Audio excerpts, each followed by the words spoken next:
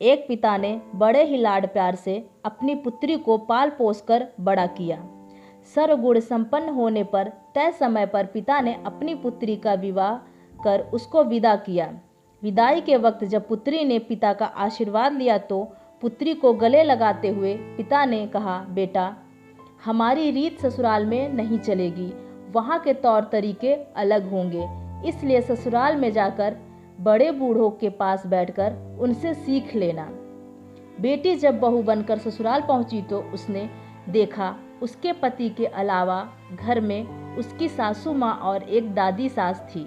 बहू जब घर में कुछ दिन रही तो उसने देखा कि घर में दादी सास का बहुत अपमान और तिरस्कार हो रहा है। अपमान की हद तो तब हो जाती जब उसकी सास उसकी दादी सास को ठोकर मार देती, गाली देती और खाने के लिए कुछ भी न देती। लड़की को यह सब देख बहुत बुरा लगा। उसे अपने माता पिता द्वारा दिए संस्कार याद आए। उसे अपनी दादी सास पर बहुत दया आई।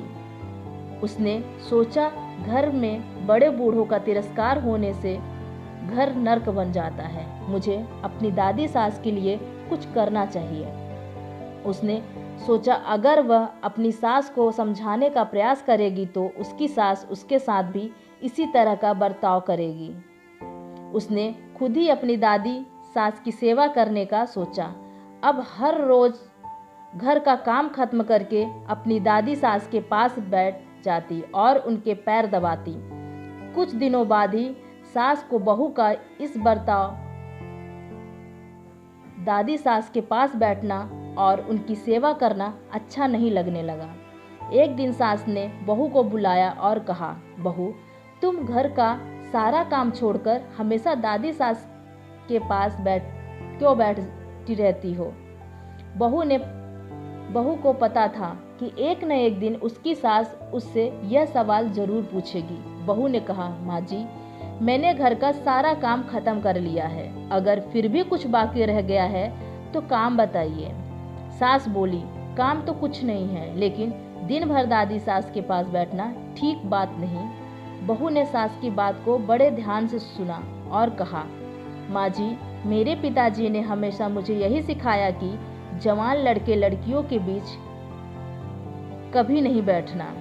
अगर जीवन में कुछ सीखना है तो घर के बड़े बुजुर्ग के पास बैठना। हमारे घर में सबसे बुजुर्ग दादी सास हैं, इसलिए मैं उनके पास बैठती हूँ।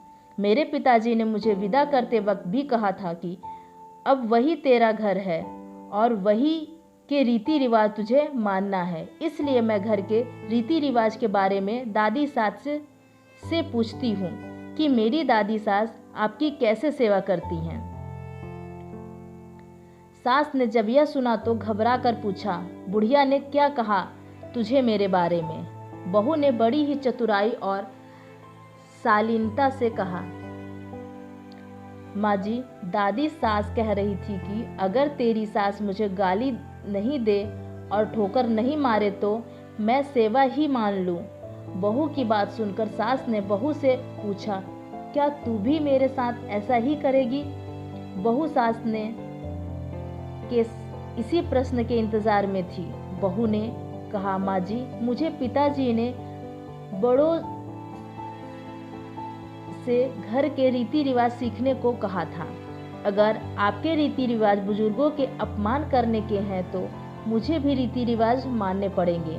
बहू का जवाब सुनकर सासू माँ को अपने भविष्य की चिंता सताने लगी। उसने सोचा, जैसा व्यवहार मैं अपनी सास के साथ करूँगी, मेरी बहू भी वही सीखेगी और फिर वही भी मेरे साथ वैसा ही व्यवहार करने लग जाएगी। सास अब दिन भर इसी बात के विचार में रहती। अगले ही दिन बहू ने घर के एक कोने में ठिकड़ी खाना खाने का एक मिट्टी का बर्तन इकट्ठा करना शुरू कर दिया।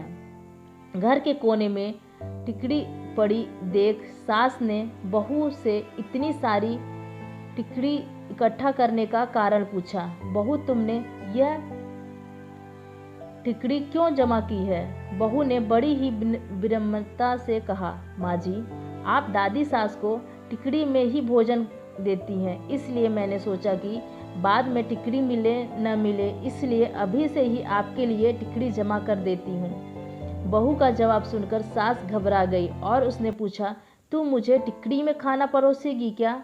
बहू ने कहा, माँ जी, मेरे पिताजी ने कहा था कि यहाँ के रीति रिवाज वहाँ नहीं चलेंगे, वहाँ के रीति रिवाज अलग होंगे। अब जो यहाँ की रीति है मुझे वैसे ही करना होगा। बहू की बात सुनकर सास ने कहा, यह यहाँ के रीति थोड़े हैं, तू अब दादी सास को थाली में भोजन दिया करना। बहू सास की बात सुनकर बहुत खुश हुई। बहू की चतुराई से अब दादी सास को थाली में भोजन मिलने लगा। अगले दिन बहू ने देखा कि घर में सबके खाना खाने के बाद बचा हुआ खाना बूढ़ी दादी सास को दिया जाता था। बहू उस खाने को बड़े गौर से देखने लगी। बहू को इस तरह खाने को देखने पर सास ने पूछा, बहू क्या देखती हो? बहू ने कहा, सीख रही हूँ घर में बूढ़ों को क्या खाने को दिया जाना चाहिए। बहू की बात सुनकर सास ने घबरा कर कहा, बेटा यह कोई घर की रीत थोड़ी है, कल से तू दादी सास को पहले भोजन दिया करना। बस अगले दिन से ही दादी सास को बढ़िया भोजन मिलने लगा। धीरे धीरे बहू ने सास की सारी आदतों को बदल दिया। अगर बहू अपनी सास को उपदेश देती कि उन्हें बड़े बूढ़ों के साथ इसी तरह व्यवहार नहीं करना चाहिए, तो सास उसकी बात कभी नहीं मानती। इसलिए आज की युवा पीढ़ी को चाहिए कि उपदेश देने के बजाय खुद को आचरण में सुधार करना चाहिए। इसलिए कहा गया है, बातों का असर नहीं पड़ता, आचरण का पड़ता है। दोस्तों, कहानी पसंद आई हो तो लाइक करें, कमेंट करें, अपने दोस्तों से शेयर करना ना भूलें। रोज़ाना ऐसी ही कहानियों के लिए चैनल को सब्सक्राइब करें।